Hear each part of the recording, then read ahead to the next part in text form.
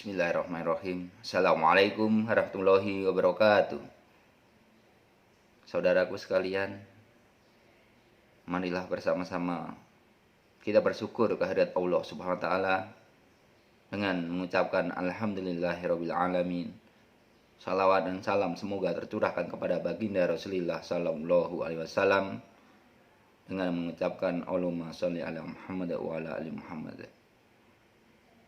Baik saudaraku, kita melanjutkan perkuliahan dengan evaluasi pembelajaran.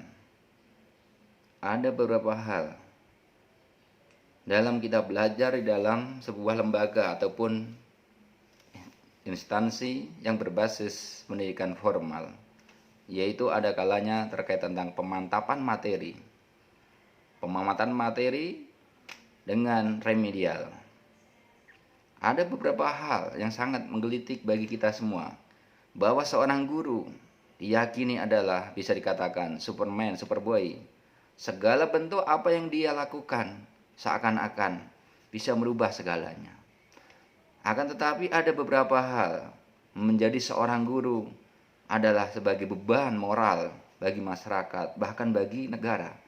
Karena tidak mampu mencerdaskan kehidupan bangsa, tidak mampu mengubah segala-galanya dalam hal perilaku tersebut. Namun, di tengah-tengah dinamika pendidikan kita, ada hal yang sangat menarik, ada unsur politik yang sangat kental, ada unsur bisnis yang sangat kental sekali, sehingga ini menjadikan pendidikan kita tidak akan bisa maju, berkembang di kancah internasional. Maka dari itu, kita juga cukup menjadi seorang mahasiswa harus punya visioner yang sangat tangguh, sangat baik sekali terkait tentang pendidikan kita. Ada juga yang menjadi seorang guru yang bisa dikatakan adalah superwoman bagi seorang ibu-ibu. Jalan kaki berapa kilo dia tempuh, masuk tidak bisa, ada akses jaringan internet, tidak ada kendaraan dan seterusnya. Ini menjadi guru adalah pahlawan tanpa tanda jasa. Oleh karena kita sebagai seorang guru dalam hal mengevaluasi nantinya adalah salah satu pemantapan materi. Materi yang saudara akan sampaikan kepada anak didik, tidak harus saudara itu mewajibkan untuk berbayar, untuk membeli sebuah buku. Tetapi seorang guru bisa meracik, meramu dengan cara yang sangat baik sekali. Dari beberapa literasi bisa dikutip. Satu contoh, ada seorang guru yang sangat dengan kreatifnya mencoba menggali beberapa literatur yang dia dapatkan baik dari perpustakaan, dari seorang teman sejawat, ataupun buku yang ada dia milikinya. Dengan cara menyusun seperti modul, seperti silabus dan seterusnya. Sehingga itu bisa dijadikan acuan bahwa kompetensi dasar pada intinya adalah sama. Yang tidak sama adalah covernya. Maka buku di negara kita untuk baik itu tingkat dasar ataupun menengah, itu adalah suatu ladang untuk bisnis, di mana banyak beberapa penerbit ya kan, menggunakan ilmu marketingnya agar memasarkan buku terhadap masyarakat, bisa dikemas dengan cara yang baik. Maka dari itu kita harus bisa menyongsong kehidupan semakin baik lagi dalam era globalisasi yang penuh dengan tantangan, apalagi saat ini. Ekonomi semakin terpuruk, banyak cobaan terkait tentang virus COVID-19 ini. Maka dituntutlah kita harus pandai-pandai menyusun. Pemantapan materi itu diambil dari beberapa literatur, sehingga saudara bisa menjelaskan kepada anak didik dengan cara yang koheren dan baik serta sistematis. Yang kedua, dalam sebuah pemantapan materi ini yang perlu ditinjau ulang adalah biaya. Terkadang pemantapan sebuah materi baik di lingkungan dasar ataupun menengah itu adalah berbasis uang, dengan alasan soal, dengan alasan biaya dan seterusnya. Maka ini harus dikaji ulang, disinkronkan. Jika seakan-akan sebuah pemantapan materi ini hanya untuk sekedar menutrisi terhadap pendidik ataupun guru, maka tidak akan mendapatkan sebuah hasil yang signifikan. Maka dari itu, konsep pemantapan materi di sini adalah tidak lain dan tidak bukan untuk mengupgrade dan mengupdate anak didik yang awalnya tidak bisa menjadi bisa. Ya, rasa tahu yang minim menjadi maksimal sekali. Yang selanjutnya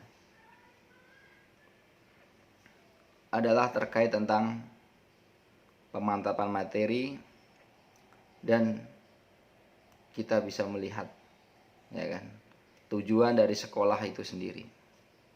Ini yang patut kita lihat. Apakah sesuai dengan rencana kerja sekolah, baik kepala sekolah, guru, ataupun stakeholder. Ini kalau tidak sesuai dengan rencana, maka tidak akan berjalan dengan sangat baik. Oleh karena itu, dalam sebuah lembaga, saudara harus melihat organisator, organisasinya berjalan atau tidak antara kepala sekolah, guru, dan di situ adalah komite serta wali murid. Kemudian selain rencana planning, rencana yang baik, rencana acara kerja kontrol. Jadi saudara patut mengevaluasi rencana acara kerja kontrol. Itu namanya planning. Jadi ada sebuah rencana, kemudian rencana itu ada sebuah acara. Dan acara itu kerja dan kontrol. Makanya organizing, planning, organizing, ya kan, actuating, evaluating, ya kan. Jadi ada salah satu tambahan budgeting, ya kan. Jadi aktualnya seperti apa, budgetnya berapa. Evaluating adalah evaluasi. Rencana acara kerja kontrol. Itu bahasa secara filsafah. Jadi kalau sudah ada rencana, ada acara kerja, kontrol itu bentuk evaluasi. Nah, jadi kalau saudara sudah menerapkan rencana acara kerja kontrol terkait segala aspek kehidupan dalam bermasyarakat ataupun dalam lingkungan kerja, itu akan baik. Yang terakhir adalah remedial.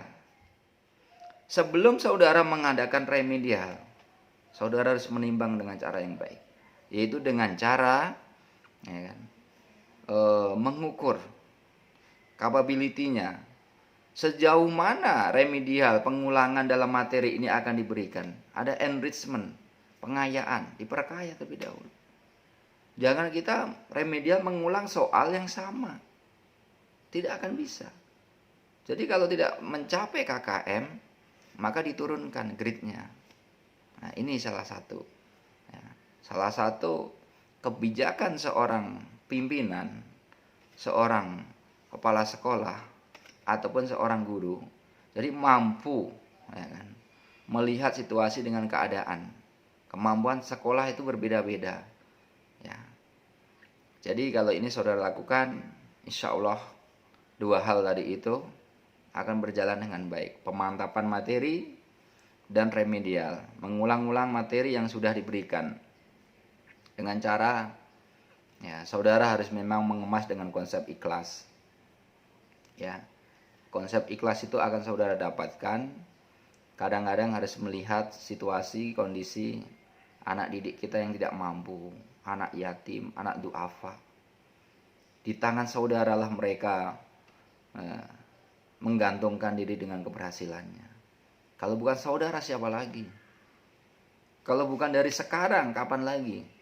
Maka dari itu, sebuah dinamika pendidikan kita harus konsepnya dilandasi dengan konsep ikhlas. Saudara harus mampu menunjukkan itu. Menjadi sosok seorang guru adalah panutan bagi semua. Di negara-negara tetangga, guru itu akan sangat dihormati. Prosesnya sangat panjang sekali ingin menjadi sosok seorang guru. Di negara kita terabaikan.